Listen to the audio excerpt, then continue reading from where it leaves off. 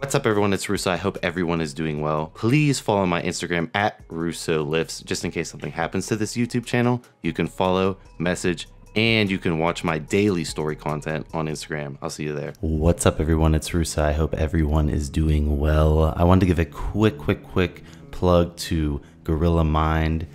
The guys at Gorilla Mind hooked me up with Gorilla Mode and Gorilla Nitric, which is the Stim3 massive pump version of Gorilla Mode basically. So the top one is stims, bottom one you can take at night.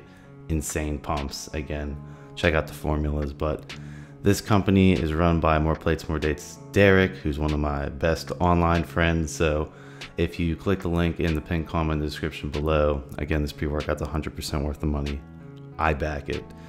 Then I get a kickback, as well as you're supporting Derek's content and information. But jumping into it, I want to rewind time to my first gym session outside of my parents' house. I want to rewind time back into Pittsburgh, and I just want to show you where I started and how far I've progressed so far. So you've already seen the first little beginning posing clips. Again, I'm starting to somewhat recomposition back into my normal self, but like I said, I wanted to rewind it back to the first gym session. So as far as my strength goes, I've been able to maintain with, central nervous system adaptation. Again, I'm going to link below what I looked like completely off steroids. Well, I wasn't completely off, but on HRT, which is, I was not lying when I said 160-ish to 180-ish. Again, inaccurate measurings with these syringes and oil, but I was barely on anything. Again, I was just trying to maintain my muscle over my natural limit. That's it. I wanted a constant androgen level. I didn't want to try and recover my natural test, which spikes all the time, because that'd be hard to maintain over, again, my natural baseline, which I think my natural baseline is probably around 195-ish pounds at 5'11 and a half, 6 foot, which is what I am. And yeah, currently around 240. So I had no problems maintaining. I went down to like 238-ish, and then this video was the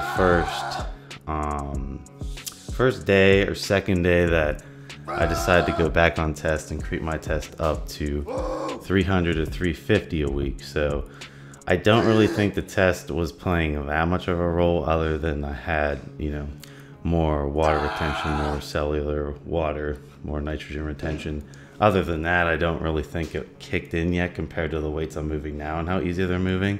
That 120-pound dumbbell set, I mean, it felt like I was doing those natty. It was just straight will, and just like my mind being like, you used to do these all the time for sets of 8, like sets of 12. Like you can do these for a crappy set. So again, I was just getting back into the swing of things. I wanted to show, how fat I got, and that I didn't really change weight right now. So that's the big thing, is that this weight is, again, very similar to the weight I currently am in the posing footage towards the end, and it's all recomposition, right? I did not go into a caloric deficit right off the bat. I feel like that's a mistake I personally make with my ectomorph-ish metabolism body, is that I personally, from what I've experienced over the years of gaining and losing weight, need to cut extremely slow. I think last year, the recomposition, if you guys have followed me for that long,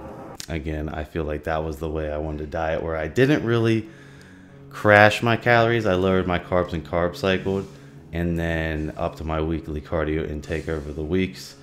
And that seemed to keep me from dropping weight rapidly. Again, I highly suggest if you're trying to shave off fat, if you're trying to get back into shape because of COVID and you're trying to get back into the gym, you can drop your calories a little bit, but in my mind, I'm more focused on, again, getting my central nervous system back to where it used to be, as far as being able to go into the gym 5 to 7 days a week, constantly lift heavy weights, and my central nervous system be completely accustomed to moving those extreme weights. That's goal number one, because central nervous system strength, you can look at elite natural power lifters and they have insane central nervous system that doesn't really rely on the drugs. You can really maintain central nervous system all the time. It adapts to the environment you put it in, the amount of stress you put it under. That was goal number one. Goal number two was to fix my skin more. I wanted to show this shot because it shows what my skin was looking like again in my parents' house. Not gonna lie, I was kind of losing my mind there. I was just, you know, all over the place working like crazy to make this move happen. COVID happened, pushed my move back 2 months. So I could not move for 2 extra months. Then I was not sleeping well. I was sleeping on a twin bed that I didn't fit on. And I had an issue where my contacts completely out of stock. I couldn't order them. I couldn't get a hold of them because of COVID. Had to wear my glasses, had raging migraines while not sleeping. Ended up totaling my car. Like, this footage, mentally, I was just enjoying being in the gym, honestly. And, you know, this is a much different time to where I am right now. And I'm glad I pushed through all this. But I just wanted to go into that. Like, this is not on good sleep. This is not on a good diet. This is not, you know, good mental, like anything. You know, this was where I started and had to rebuild. And I knew I could rebuild because, you know, I've done this before. I've lost all my gains and come back. But again, the first thing, in my opinion, you need to focus on central nervous system strength. And then, you know, when you're getting back into the gym, don't go into a crazy caloric deficit rate.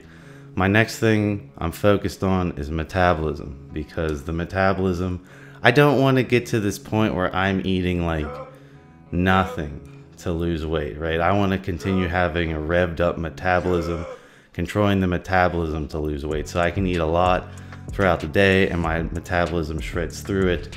And I have the, you know, weekly cardio threshold to keep myself from gaining too much fat, and I obviously am tearing down my muscles, taking the glycogen out of the muscles enough to be replenished.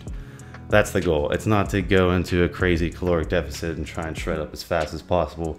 Slow and steady wins the race, at least with my body type, because if I, again, cut rapidly, then what's going to happen is I'm going to turn into a string bean no matter what. So it's about, for me, maintaining that fullness to get back to 225-ish pounds. I'm trying to make it under 230. So the weight in the first footage, when I was still in Pittsburgh, I was weighing in around 240. This weigh-in, I weighed 240.6 to 241 in the morning. So pretty much the same weight, maybe a pound or two heavier from the extra nitrogen retention and, you know, water retention, mineral retention, whatever you want to call it, from having the test go to a normal replacement HRT dosage to, again, above TRT, you know, bodybuilder tier dosage, in my opinion, even though most people pin, you know, 500 test. I like my test around 300, 350 because of my skin.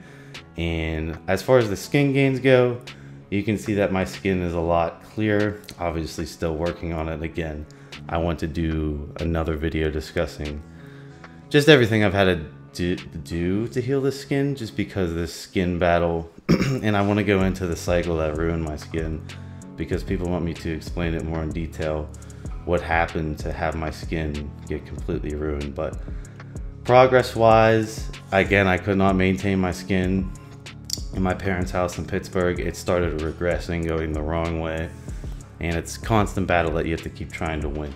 So I'm happy the way my skin is sitting. I think if I can just, you know, obviously have no variables and maintain what I'm currently doing, I can probably get it, I'd say, around 95% healed, and that's completely fine with me considering how it looked. I mean, I was a walking zit a couple years ago, and again, it was just one cycle where no one documented a high binding affinity SARM.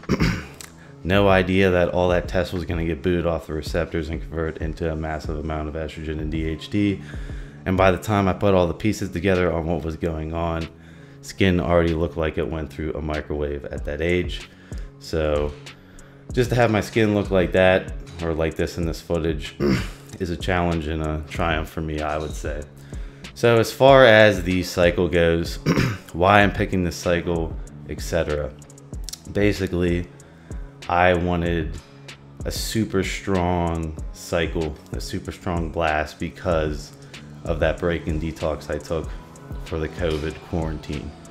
Again, I was just running detoxifying supplements the whole time, using just a minuscule amount of tests to maintain again, a constant androgen level, not like a natural androgen level where it spikes. I wanted a constant androgen level, constant same blood levels to maintain the muscle over my natural limit. But I was focused on detoxing, and I feel a lot better. I'm glad I did this detox at the end of the day. I know a lot of people in the comments said that, and you know, I completely agree with them. I was due for a detox.